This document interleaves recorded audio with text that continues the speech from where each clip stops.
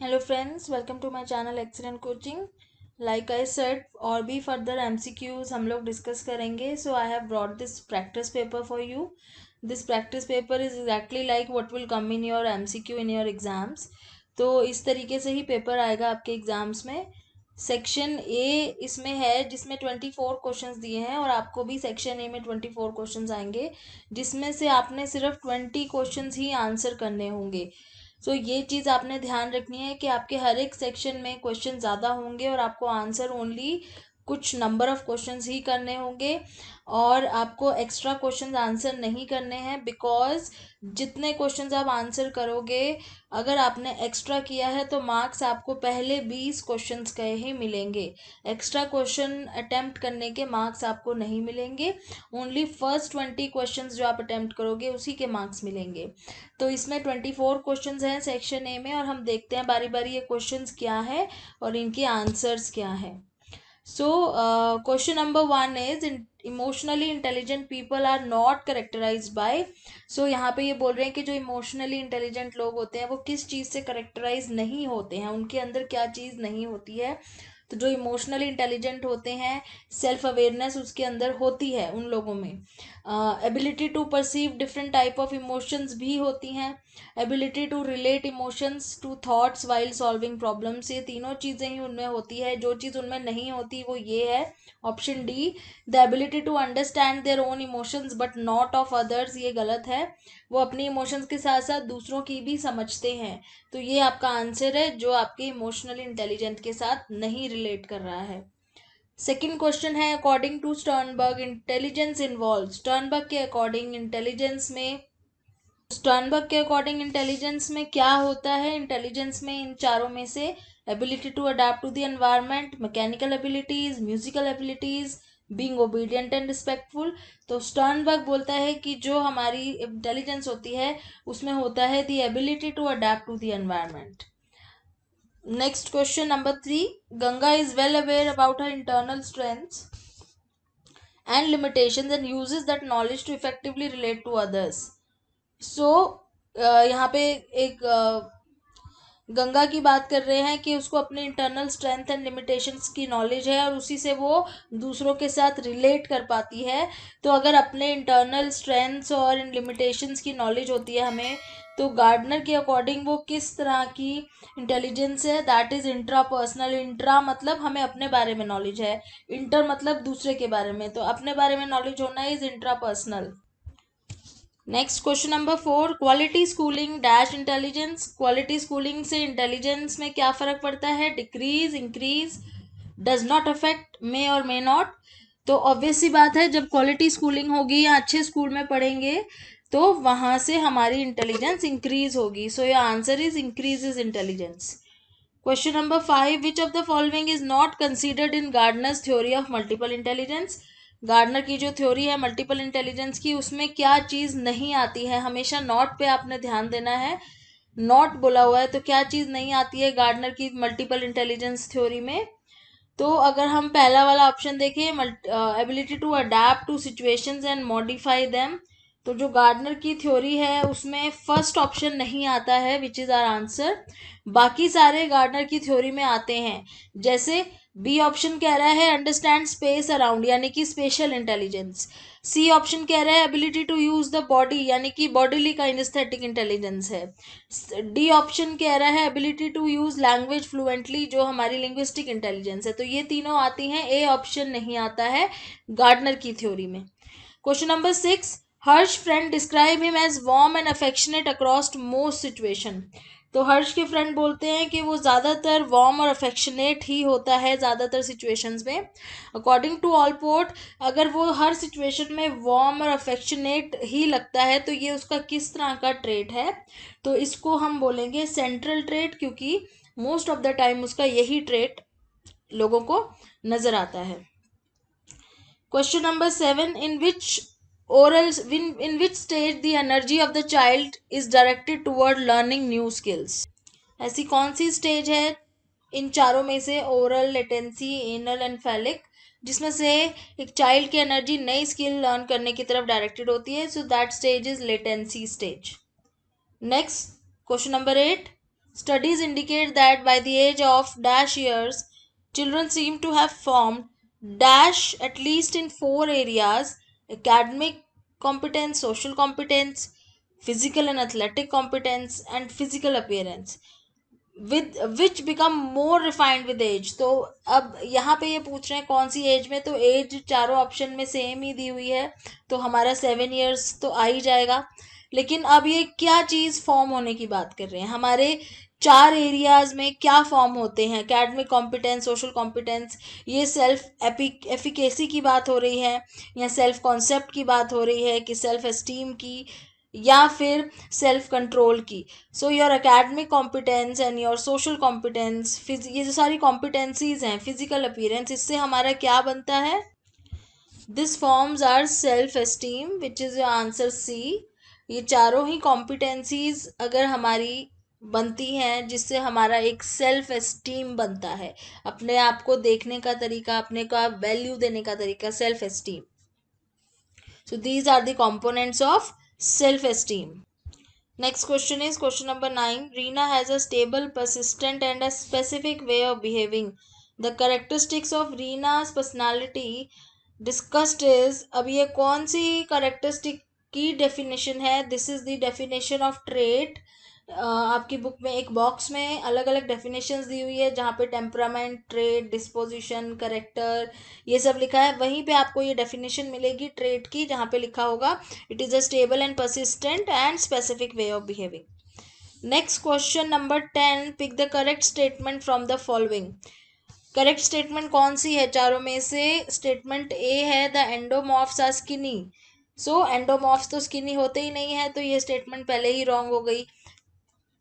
Statement B है, endomorphs have strong musculature. Again endomorph की strong musculature नहीं होता है. Next question C, the ectomorphs are thin, long and fragile. ये line एकदम ठीक है. एक्टोमॉर्फ की जो बॉडी बिल्ड होती है वो थिन, लॉन्ग, फ्रिजाइल होती है, और वो ब्रेनी, आर्टिस्टिक भी होते हैं. So our correct option is C. And last option में जो है वो थोड़ा सा गलत है, लास्ट वाला part. So C option, C line जो स्टेटमेंट है वो बिल्कुल करेक्ट है. Question number 11. According to Carl Rogers theory of personality, which of the following is not true. यहाँ पे पूछा हुआ है कौन सी चीज ट्रू नहीं है. तो स्टेटमेंट ए बोल रहा है, goal of life is to achieve the goodness each individual is inherently capable of. ये कार्ल रॉजर्स की थ्योरी में ही आता है कि हर एक पर्सन के अंदर एक गोल होता है, अपने गोल को अचीव करना, गुडनेस को अचीव करना. बी स्टेटमेंट है, unconditional positive regard fosters development of healthy self concept. ये लाइन भी एकदम ठीक है. ये कार्ल रॉजर्स की थ्योरी में ही आता है कि अनकंडीशनल पॉजिटिव रिगार्ड से ही हमारा सेल्फ कॉन्सेप्ट इंक्रीज होता है, बेटर होता है. सी ऑप्शन है, self concept is inherent and determined by biological factors. So this line is totally wrong, और यही हमारा आंसर है. ये ट्रू नहीं है. सेल्फ कॉन्सेप्ट इनहेरेंट या वो नहीं होता है, हेरिडिटी से डिटरमिन नहीं होता है, बायोलॉजिकल फैक्टर से डिटरमिन नहीं होता है. Okay, now question number 12. What is the main aim of projective test. Projective test यानी कि जो रॉर्शचैक इन ब्लॉक टेस्ट है या टीएटी है, उनका एम क्या होता है? Identify the basic personality traits उनका एम होता है, या bring out the unconscious feelings and thoughts, और assess the influence of culture on personality, या फिर diagnose psychological disorders. So the main aim, इन्होंने एम पूछा है, बट द मेन मतलब सबसे ज़्यादा इम्पॉर्टेंट चीज़ इसमें क्या है कि जो प्रोजेक्टिव टेस्ट होते हैं वो अनकॉन्शियस फीलिंग्स एंड थॉट्स को बाहर लाने में हेल्प करते हैं. So this is the main aim. Now question number 13. Which of the following statement is true. कौन सी स्टेटमेंट इसमें से ट्रू है? To an extent stress is necessary and good. ये स्टेटमेंट ठीक लग रही है. स्ट्रेस ज़रूरी होता है, कभी कभी स्ट्रेस के साथ साथ हमारी परफॉर्मेंस इंक्रीज होती है. हम थोड़ा स्ट्रेस लेते हैं तो ज़्यादा मेहनत करते हैं. नेक्स्ट है, to the more stressful we feel the better our performance will be. C option है, stress does not influence performance. And D है, all the stress is bad. तो लास्ट टू तो लाइंस बिल्कुल ही गलत हैं. स्ट्रेस बैड नहीं होता है बिल्कुल भी इतना ज़्यादा, और हमारी परफॉर्मेंस को इन्फ्लुएंस करता है. बी ऑप्शन थोड़ा बहुत ठीक है कि ज़्यादा स्ट्रेस होने से हमारी परफॉर्मेंस अच्छी होती है, बट एक लिमिट के बाद परफॉर्मेंस ख़राब होनी शुरू हो जाती है। तो जो हमारा यॉर्किस डॉडसन लॉ है वो यही कहता है कि स्ट्रेस की भी एक लिमिट होती है, उसके बाद वो हमारी परफॉर्मेंस ख़राब कर देता है। तो इस केस में सबसे बेटर ऑप्शन है आपका ए, जो कह रहे हैं कि थोड़ा बहुत स्ट्रेस एक लिमिट तक, एक एक्सटेंड तक जो स्ट्रेस है वो अच्छा होता है। क्वेश्चन नंबर 14 भी स्ट्रेस के ऊपर है। Stress management is about learning. क्या लर्न करना है? स्ट्रेस मैनेजमेंट का मतलब क्या लर्न कर रहे हैं हम? चारों में से जो चारों स्टेटमेंट्स हैं उसमें क्या बोल रहे हैं कि हम ये लर्न कर रहे हैं कि how to avoid the pressure of life, life के प्रेशर्स को कैसे अवॉइड किया जाए, या फिर how to develop skills that would enhance our adjustment when we are subjected to the pressures of life. तो हम स्किल्स डेवलप करें जिससे हम अपने लाइफ में एडजस्ट कर पाएं। या फिर सी ऑप्शन है how to minimize the seriousness of stressful situation, कैसे हम स्ट्रेस को मिनिमाइज कर सके। या D option how to let out our frustration caused by stress, तो हमारी जो फ्रस्ट्रेशन हमारे अंदर बिल्डअप हो रही है स्ट्रेस की वजह से, उसको कैसे लेट आउट करें। So here your answer will be B option, how to develop skills that would enhance our adjustment when we are subjected to the pressures of life। तो किस तरह से वो स्किल्स हमें हेल्प करेंगे हमारे एडजस्टमेंट को एनहांस करने में, हम अपने आप को एडजस्ट कर सकें ताकि हम अपने जो प्रेशर है लाइफ की उसको झेल सकें। Okay, our next question number 15, which of the following is not a characteristics of eustress? eustress क्या होता है? हम सबको पता है eustress एक पॉजिटिव स्ट्रेस होता है, अच्छा स्ट्रेस होता है जो हमें बेटर परफॉर्म करने में हेल्प करता है। तो ऑप्शन ए बोल रहा है it improves performance, option B कह रहा है इट फील्स एक्साइटिंग, सी बोल रहा है it motivates, and D it exceeds our coping abilities. तो अगर हम सबसे बेस्ट ऑप्शन ढूंढना चाहें तो हमारा ए ऑप्शन ही करेक्ट है, that you stress improves our performance।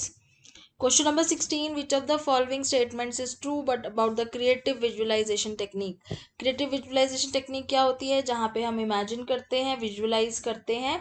So which statement is true about it? It involves vividly imagining a desired situation, this is true। and you need a hypnotist, नहीं, हमें hypnotist की ज़रूरत नहीं, हम खुद imagine कर सकते हैं अपने आप को एक better situation में। you must rest in a sleeping procedure भी नहीं है, हमें कोई sleeping procedure बैठने की ज़रूरत नहीं है, हम कहीं पे भी बैठ के visualize कर सकते हैं और इससे हमारी बॉडी में टेंशन इंक्रीज नहीं होती है, उल्टा हमें रिलैक्स्ड फील होता है, बेटर फील होता है। So first option is correct. 17, a person is said to have a good social support when he or she। तो गुड सोशल सपोर्ट क्या होता है? जब हमारे पास कुछ ऐसे लोग हों जो हमें सपोर्ट करते हों और जिन पे हम ट्रस्ट कर सके। So your option C is correct, when we have a few people who are trustworthy and unavailable for help। Okay, next question number 18, intrapersonal skills are best suited for the profession of। तो कौन सा profession है जिसमें हमें लोगों के साथ deal करना पड़ता है सबसे ज़्यादा और उनकी इमोशंस को समझना पड़ता है? अ साइकोलॉजिस्ट, जिसको इंटरपर्सनल स्किल्स या इंटरपर्सनल स्किल्स को बहुत ज़्यादा ढंग से समझने की ज़रूरत है, चाहे वो अपने हो चाहे वो दूसरों के, जो इंटर भी और इंट्रा भी।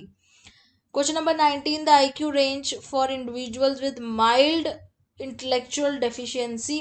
माइल्ड इंटेलेक्चुअल डेफिशिएंसी किन लोगों की होती है? जिनका IQ 55 to 69 की रेंज में आता है। Question number 20, one way to handle physiological stress is by providing feedback. Feedback provide करते हैं about the current physiological activity, जो भी उनकी बॉडी में एक्टिविटी हो रही है फिजियोलॉजिकल, उसके बारे में फीडबैक प्रोवाइड करना, जैसे ब्लड प्रेशर क्या चल रहा है, हार्ट रेट क्या चल रहा है। तो वो जो चेंजेस होते हैं उसको उस पर्सन को फीडबैक देते हैं ताकि वो अपने स्ट्रेस को कम करे, उन फीडबैक को सुन के अपने स्ट्रेस को कंट्रोल करने की कोशिश करे। So this technique is known as biofeedback because bio is physiological, तो biofeedback। Next, question number 21, stress management is about learning। Now here the question is same but the answer is slightly twisted। यहाँ पे आपको जो options हैं उसमें आपको या तो both A and B या none of these, या फिर आप दोनों में से कोई एक चीज चूज करो जो ऊपर दी हुई है। How to avoid pressure of life नहीं है, हमारा आंसर पहले भी बी ऑप्शन था, हाउ टू डेवलप स्किल्स, तो यहाँ पे भी बी ऑप्शन ही होगा। बोथ ए एंड बी भी नहीं होगा, नन ऑफ दीज भी नहीं होगा।